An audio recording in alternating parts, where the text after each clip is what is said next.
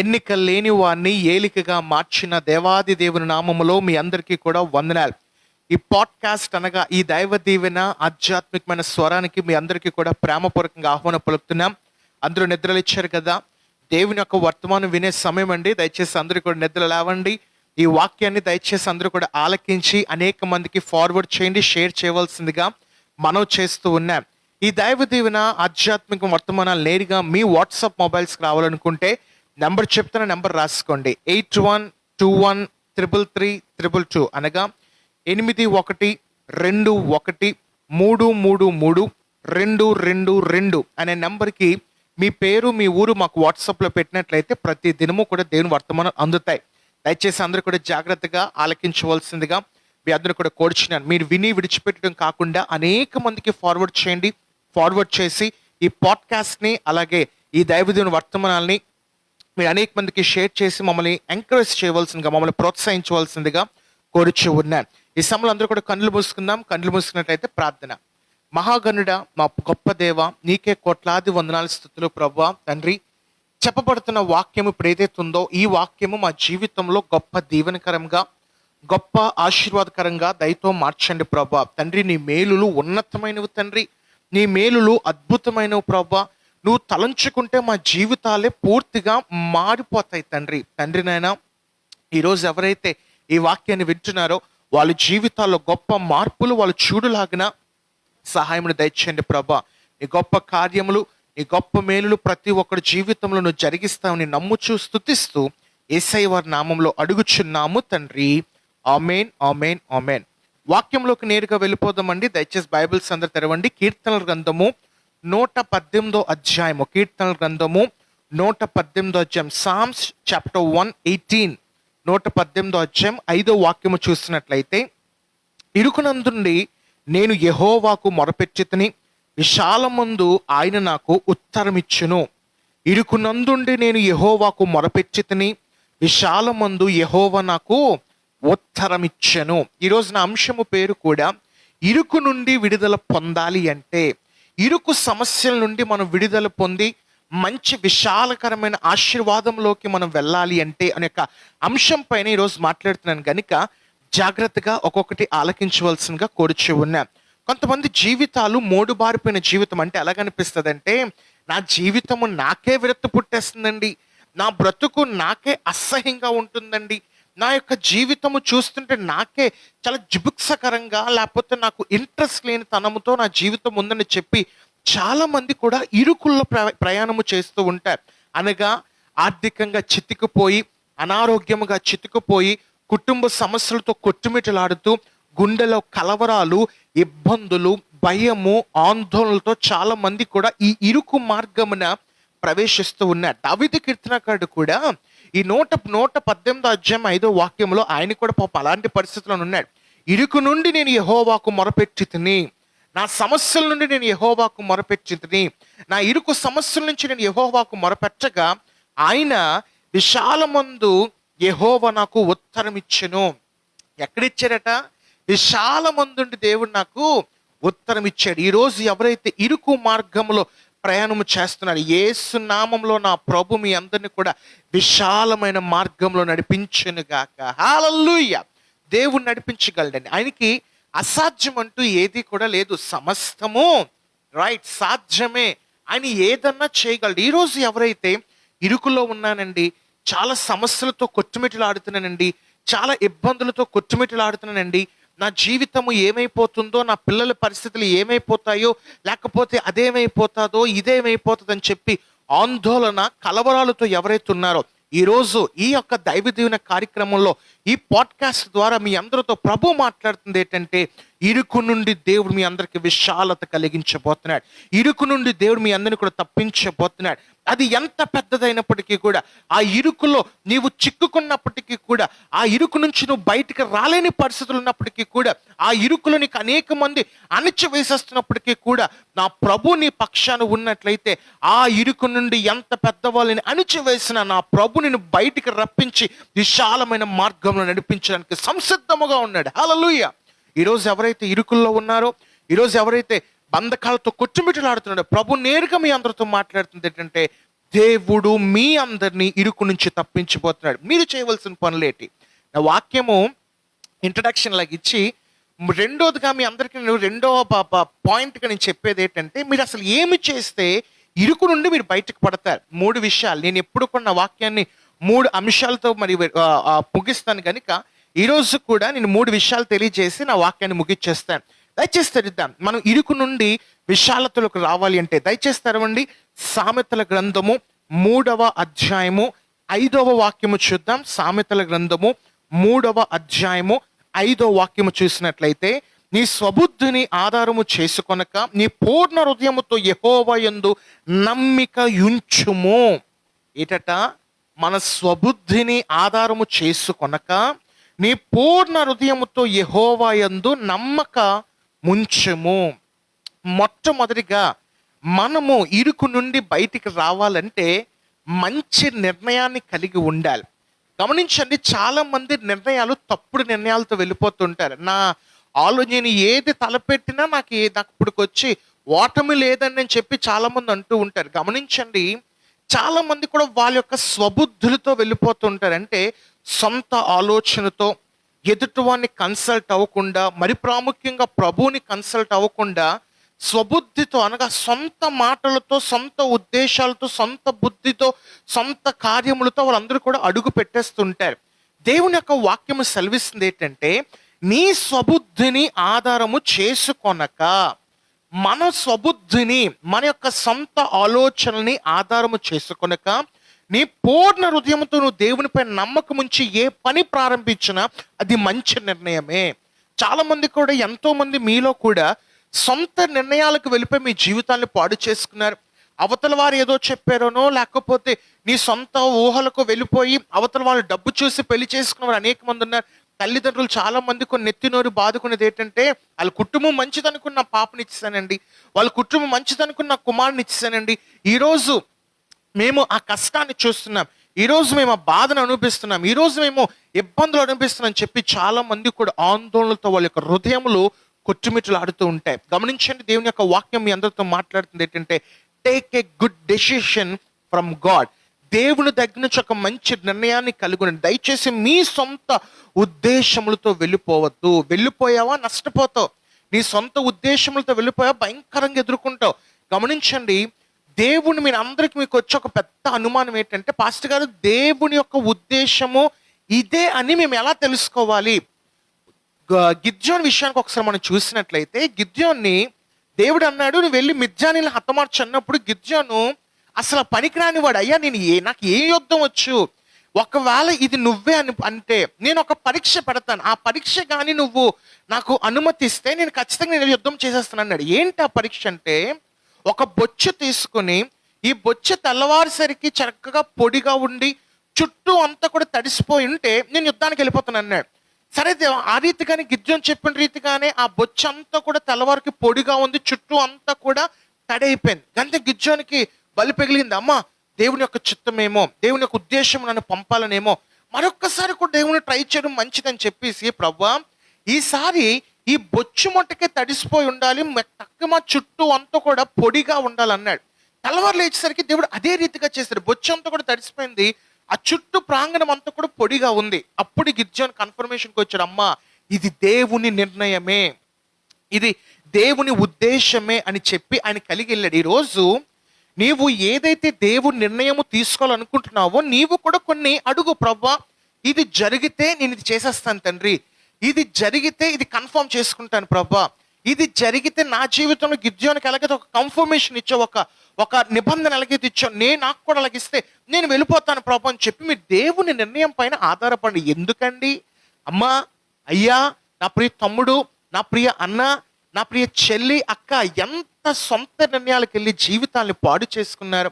ఎంతమంది కూడా నాకు వచ్చిన ఆ యొక్క పురుషుడు, నా స్త్రీ మంచిదని చెప్పేసి మోసపోయి వెళ్ళి నీ యొక్క సొంత ఆలోచనకు వెళ్ళిపోయి ఎన్ని నష్టాలు ఎదుర్కొన్నావు. డివోర్స్తో మళ్ళీ తిరిగి వెనక్కొస్తున్నారు చాలా మంది కూడా భర్త లేని స్త్రీగా, భర్త లేని ఒక స్త్రీగా, భార్య లేకుండా ఒక పురుషుడిగా అనేక మంది వాళ్ళ గృహాలకి తిరిగి వస్తున్నారు. ఎంత దౌర్భాగ్యం అండి. ఈ మధ్యకాలంలో ఒక లాయర్ గారితో మాట్లాడుతూ చెప్తుంటే ఆయన చెప్పింది ఏంటంటే, క్రిమినల్ కేసెస్ ఎక్కువ రావట్లేదు, అంటే పొడి చేసేవి, దొంగతనాలు జరిగేవి, మోసాలు చేసే ఇవి రావట్లేదు. డైవర్స్ కేసులు ఎక్కువ వస్తున్నాయి. చాలా మంది కూడా పెళ్లి విషయంలో సొంత నిర్ణయాలు తీసుకుని వెళ్ళిపోవడం వల్ల చాలా సమస్యలు ఎదుర్కొంటున్నారు. గమనించండి, మంచి నిర్ణయము తీసుకోండి. నీ స్వబుద్ధిని ఆధారము చేసుకొనక యెహోవా యందు మాత్రమే నమ్మిక ఉంచి నువ్వు చేసినట్లయితే నువ్వు ఖచ్చితంగా విజయమును పొందుకుంటావు. ఇరుకు నుండి నేను దేవుడు బయటికి రప్పిస్తాడు. దావీదు జీవితంలో సౌలును చంపడం దావీదుకి పెద్ద విషయము కాదు. సౌలు చాలా ఇబ్బందులు పెడుతున్నాడు దావీదుని.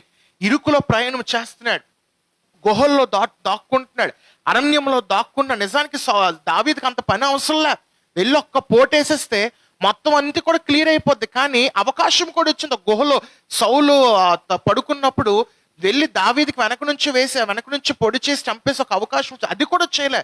ఎందుకంటే నేను దేవుని నిర్ణయము చెప్పినే వెళ్తాను, నా సొంత బుద్ధితో నేను ఎప్పుడు వెళ్ళిపోనని చెప్పి అన్నాడు గనుక దావీదు నిరంతరముగా దీవించబడ్డాడు. ఈరోజు నీవు కూడా నీ సొంత నిర్ణయాలు కాకుండా దేవుని నిర్ణయము కలిగి ఉండండి.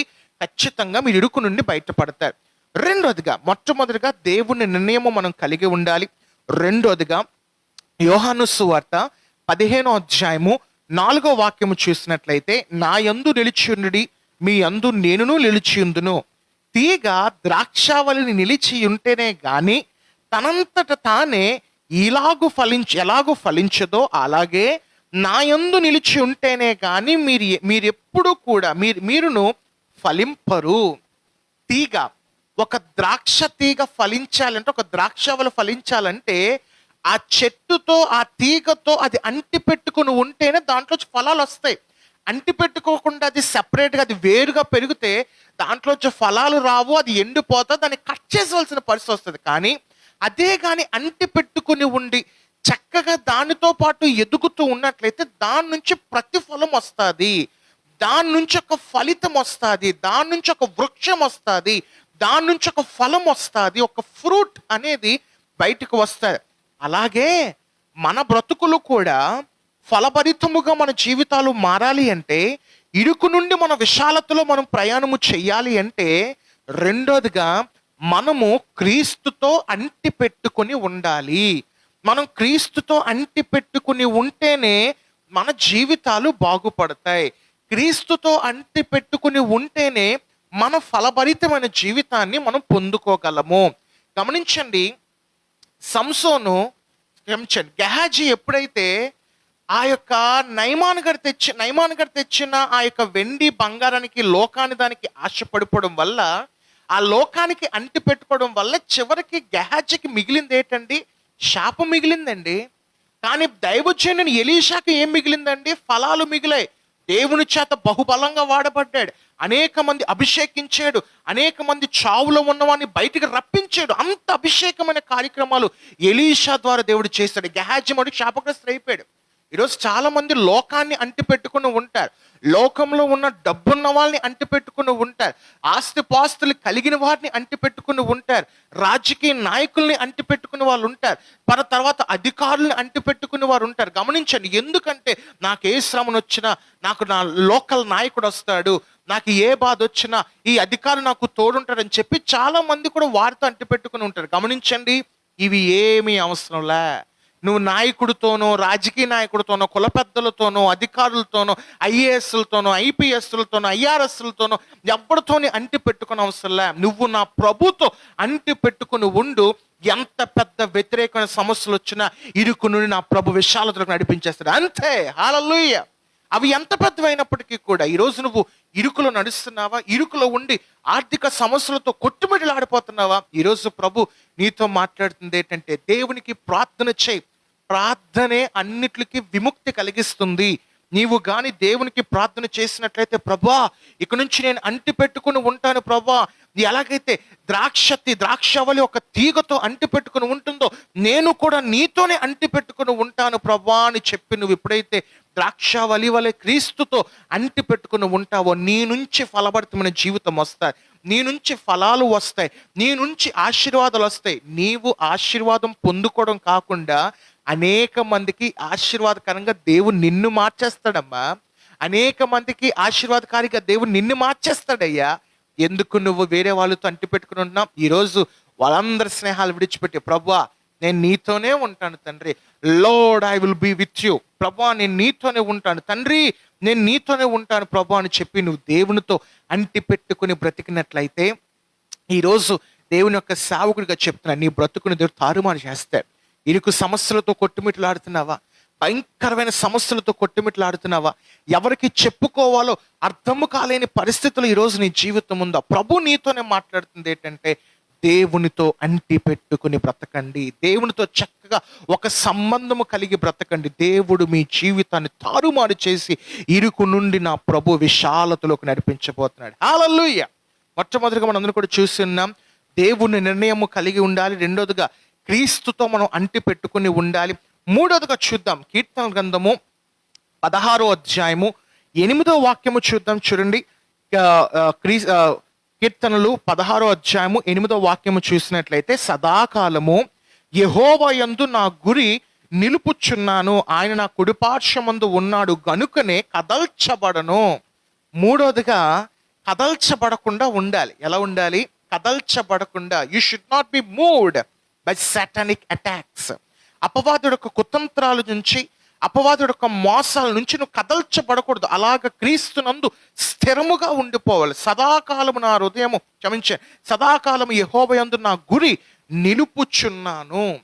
అపవాదిగాడట చాలా తెలివైనవాడు, మామూలుడు కాదు. ఎంత తెలివైనడంటే, సంసోను ఎంత వీరుడండి. సంసోను ఇశ్రాయేల్ జనం పక్షాన ఎంత ఆశీర్వాదకరంగా దేవుడు మార్చుకున్నాడండి. తనకి ఎంతో బలాన్ని ఇచ్చాడు, తనకి ఎంతో శక్తిని ఇచ్చాడు, తనకి ఎంతో జ్ఞానాన్ని ఇచ్చాడు. ఒక పచ్చి గాడిద దవడతో అనేక మందిని చంపుకుని వెళ్ళిపోయాడండి. అంత బలాఢ్యుడైన సంసోను ఎప్పుడైతే ఒక స్త్రీ ఒక మోహపు ఆ ఇదిలో పడిపోయాడు, ఆ స్థితిలో కామముతో పడిపోయాడో, ఆమెకు లొంగిపోయాడు. పాపం తన యొక్క స్థితిని కదిల్చే రీతిగా వెళ్ళిపోయాడు.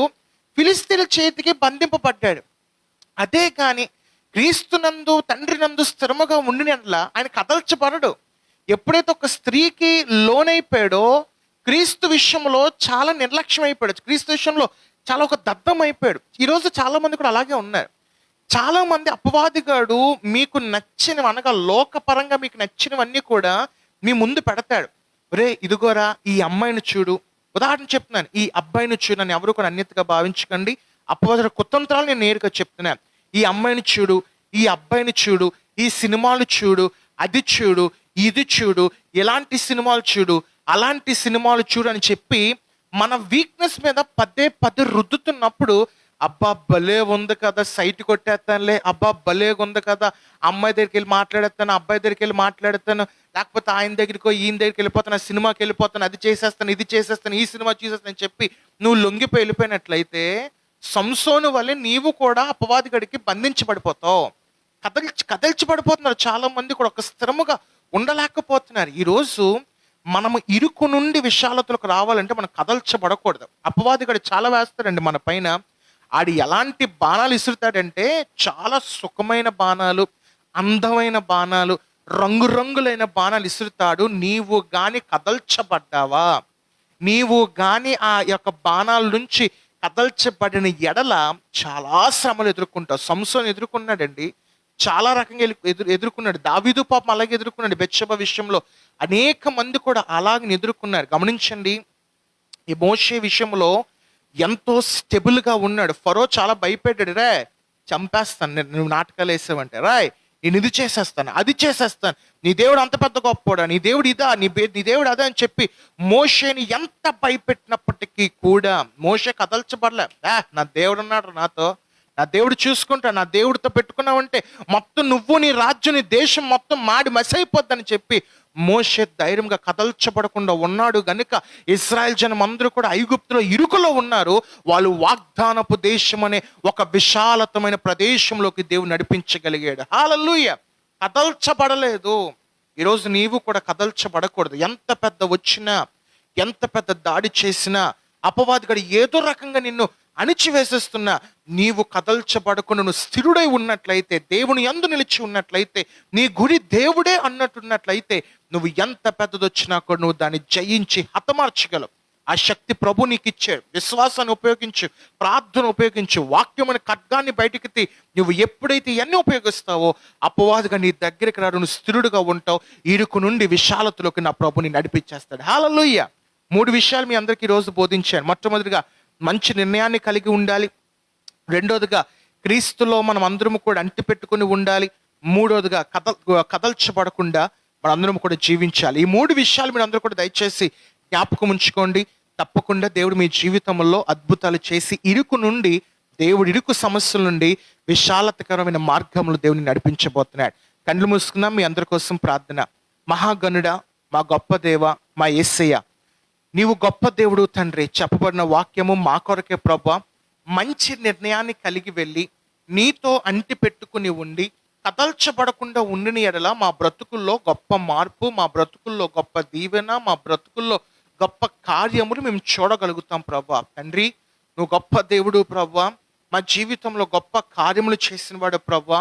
మా బ్రతుకుల్లో గొప్ప అద్భుతములు చేసినవాడు ప్రభువా. తండ్రి, ఈరోజు ఎవరైతే ఇరుకులలో బాధపడుచున్నారు, యేసు నామములో వాళ్ళ ఒక విశాలకరమైన మార్గంలో వాళ్ళందరూ కూడా అడుగు పెట్టులాగిన సహాయమును దయచేయండి ప్రభా. తండ్రి, కార్యక్రమాన్ని ఎవరైతే వీక్షిస్తున్నారు, వినుచున్నారు, వాళ్ళను వాళ్ళ కుటుంబాలను దీవించండి ప్రభా. ఈ దినమున ప్రాముఖ్యమైన పని ఎవరైతే ప్రారంభిస్తున్నారో ఆ పని సఫలం అవులాగిన సహాయం దయచేయండి ప్రభా. అలాగనే ఎవరైతే ఈరోజు పుట్టినరోజు వివాహ దినములు జరుపుకుంటున్నారో వాళ్ళ దినములు అధికమవులాగిన సహాయం దయచేయండి ప్రభా. ఈ వాక్యములు అనేక మందికి దీవెనకరంగా మార్చులాగిన సహాయమును దయచేయమని యేసయ్య వారి నామములో అడుగుచున్నాము తండ్రి. ఆమేన్, ఆమేన్, ఆమేన్. గాడ్ బ్లెస్ యూ అండి. దేవుడు మీ అందరినీ కూడా దీవించును గాక. ఇరుకు నుండి దేవుడు మీ అందరికీ కూడా విశాలత కలుగు చేయను గాక. గమనించండి, మా యొక్క పరిచయం మీరు ఎవరైనా ప్రోత్సహించాలనుకుంటే, అనేక మంది ప్రోత్సహిస్తున్నారు, దాన్ని బట్టి నేను దేవుని స్తుతిస్తున్నాను. ఇంకనూ కూడా మీరు ఎవరైనా ప్రోత్సహించాలనుకుంటే దయచేసి మీ గుప్పెలు వెప్పండి. 8121333322 అనే నెంబర్కి మీరు ఫోన్ చేసినట్లయితే మా అకౌంట్ డీటెయిల్స్ ఇవ్వడం జరుగుతాయి. దయచేసి మీ అమూల్యమైన ఆర్థిక సహకారం మాకు తెలియచేయండి. అనేకమైన పేదవాళ్ళు పోషించబడుతున్నారు. అనేక 2 ఆర్ఫన్స్ మనం మెయింటైన్ చేయడం జరుగుతుంది. అలాగే సేవకురాలకు, విధవరాలకు ప్రతి నెల పెన్షన్స్ ఇవ్వడం జరుగుతుంది. మీరు మాకు ఆర్థిక సహాయం చేస్తే మేము అనేక మందికి సహాయం చేయగలం కనుక దయచేసి మీ యొక్క గుప్పిలు విప్పి మాకు సహకరించవలసిందిగా మనవి చేస్తున్నాను. గాడ్ బ్లెస్ యూ అండి. దేవుడు మిమ్మును, మీ కుటుంబాలను బహుగా దేవుడు దీవించి ఆశీర్వదించును గాక. Thank you. దేవుని యొక్క వాక్య పరిచయలో మీ సహోదరుడు శామ్యూల్ జాక్. Thank you.